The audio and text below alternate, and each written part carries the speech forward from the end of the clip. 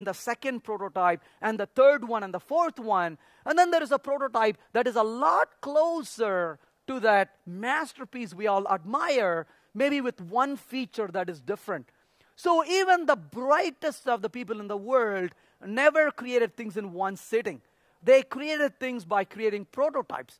And here we come along as programmers, and we sit down and we expect to write code once, and all of a sudden it should be done. What a foolish way of thinking about it.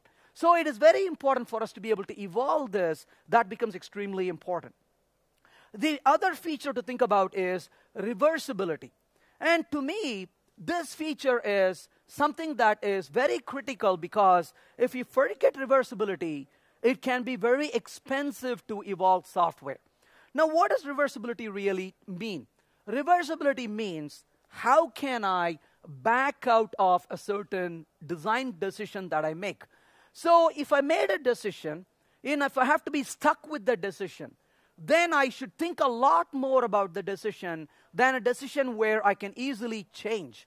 Now let's think of a few decisions that are not as reversible. A language that you use is a fairly hard decision you cannot reverse out of, because the code as we know it right now is created in a certain programming language. About a year into the project, you come along and say, we don't like this language, we're going to switch over. That is expensive to make the change. So languages are, for example, very hard to reverse.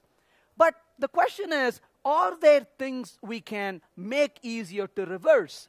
Now, just because something are easier to reverse doesn't mean they actually are easier to reverse. So we got to make sure that the things that we targeted as easy to reverse really are easy to reverse.